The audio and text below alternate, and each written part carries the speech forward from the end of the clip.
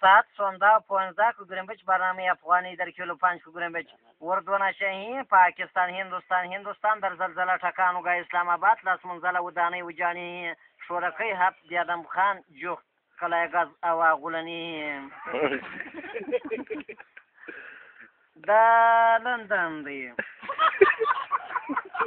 موږ ماپښینې د دې چې په خپل خپرونه په لنډو صفحو 25 په 160 مترو باندې خپرېږي چې د منځنۍ صفحه 2212 متره سره سمون خوري.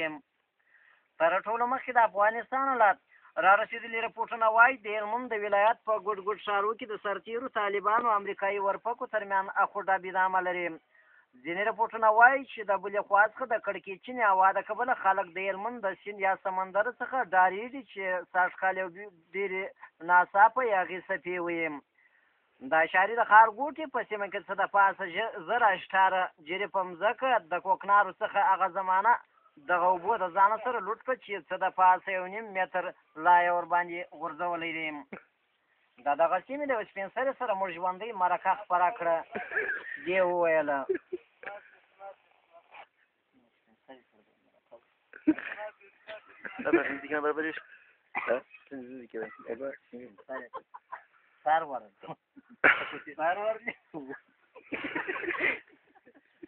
سلام علیکم. یو ورځ د خدای د ملک قرآن دی دا چال دی تاریخ یې ګرځره څخه لوټ کړه. د صحابه چمپیانو یو ځای بیا پله کړی ووایي ځای بیا په ټکټر مات کې ونه چې به پاته شوله یې کلکته را باندې را واغوښتی. دا د ښاري طالبان وویل ول میرې وي د شاران پخوا به مې څېړه ویل شی چې مې جوړ کړه اوس دا ولې دواړې را خطا کړه. دې څېړه جوړه کړه ناجسیان دغه دې پر مځکه پراته دي میږیانو پر سر واخلي. دا شاران څه دي او مسلمانان به په ناست هغه چې به مرمې پکښې وموستله خړسکې به یې پورته کړې بیا به ورځغاستله وایي مونه بیا وبه بیا پر اچولې. دا ولې لاګینه یې پر وغورځولې غونډۍ یې ودرولې. څه وکړو دا خوا ګرانې شوله د خرخوټې په نه څه منه شوې پر سیمو وس نه رسېږي. زموږ په سیمه کې کوکنارې دغه دي پاک تر اوبو لاندې شوله وچ شوله 1.5 متر لایه پر غورځولې. دا نن سهار ورغلم ولاکه سړی پوشکې تللی شي لکه زړه خره پوشکې نیېله شوله. موږ د ښاري په ښارګوټ څه د پاسه 8,888 سپین سر په خپل مظاهرې لاس پورې کړي.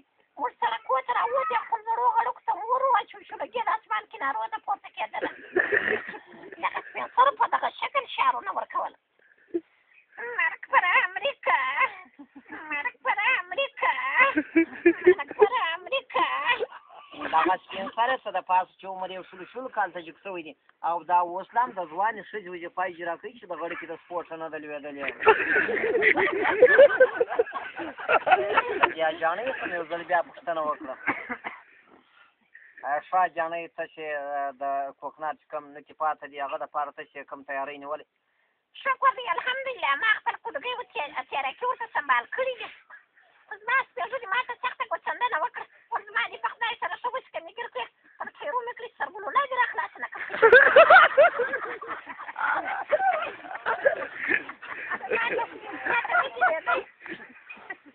خپله ښه وتکړه او په کده کې خپله ګیر سلګېدی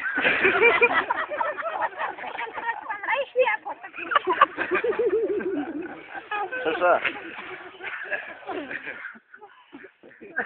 دا شورکي خبرونه دي ونه ویل هوا غولن رپورټونه زیاتوي څه شپه یو بلې خبرتیا ته راګرځوم.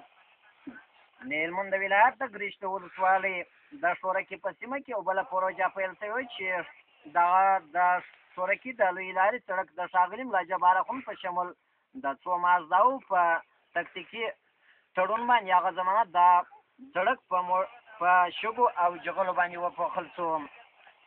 دغه سړک جوړولو د شورکي وزیر سپین سر ته خوشبیني ورڅرګند کړه. سپین سر وویل چې د تېرو میاشتو په موده کې زموږ د خورلنو تګ راتګ مشکل و او د خاورې خځلې زموږ په چادرویو کې لګېدلې. خو له بلې خوا څخه دغه سپین سرو خواشینۍ څرګند کړي. دوی وویل چې باید د لویې لارې عمومي جمپو ته پوره پاملرنه وشي. ښاغلي ملا جبار اخوند باید دغو ټکو ته پوره پاملرنه وشي. و چې موږ د سکوټر د موټرانو څخه ډارېږو چې یو ځل بیا موږ په ورګوزه کې وانه کړي او یو بد رانه کړي. یو سپین سرې وویل چې تېره ورځ هم زه د یوه سکوټر په مخ کې رالم چې زما سره د هګیو خریټه څخو او ناڅاپه راته چوښتاڼې کړې. دغه ما په خپله زه د تورې د شلغزي سره ومه د پسې راخطا کړې زه دې غوڅ شوم دا غوڅ شو دغه چې مې لکه سپی مخ ته مې راولوېدی بیا په ویلې وم خو دغه چې مې کرېټ وغورځوي ګردې چوښتاڼې شوې. ښاغلي ملا جبار اخوند زیاته کړه چې دا جمپونه باید وپوښل شي. موږ هم د دې په هکله کم تړون لاسلیک کړی دی. سیمه کې حالات کړکېچن دی.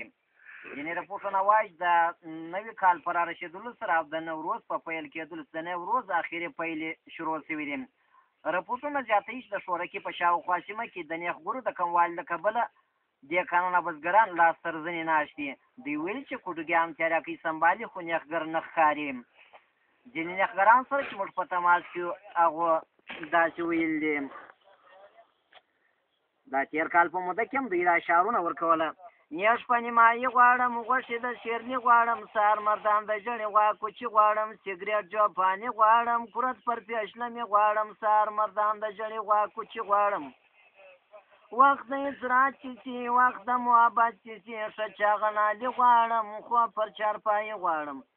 سرخیل یې څه ورته ویل نیش مې دی په سا په څه لرمه د ژړې غوا واښه په تا کومه په خپل زړې کوټې کې دې څملمه اشنایا خیر دې نازومه په خپل زاړه ټکټر کې دې وګرۍ شته رسومه شپږ څوکه دې پشتک باندې وهمه. نو یوه بیا ورته وویل چې بیا جواري هم درته وړکې خو د ستونې روښانه یې چې دا کې باره ده بیا څه ویل د نیشګر د کندهار باره څه ویل نه خورمه جواري نه خوراک مې د غلمې نه وطن مې کندهار دی مسلمان یم په یقینه خر نیش هم تر پرېمه شکمیانې کومې باره مې ورته ویل چې راځه شکمیانې پروا نه کړي نو نیشګر خو نه وه باره ول چیرې م بیا ما ته سورکي کې دلته دا لوی لالا جنګ هم شوی و او کمپین هم شوی کمپین مخ خو بیا سپین سري ورلې نه درجه د ګوران سپین سري دی مظاهره و نو باره ول چیرې بیا ما سورکي نو باره بیا په سفر غوښت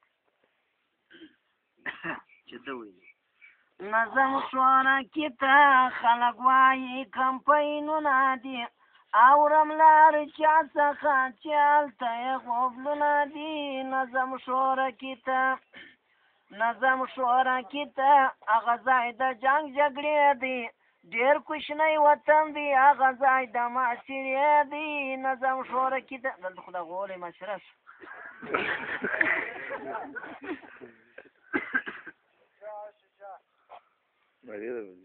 اورم واورم اورم د شان فکر نه لري کله څوک یې کوي چې شجاع فکر کده شجاع د پیژنې پکاره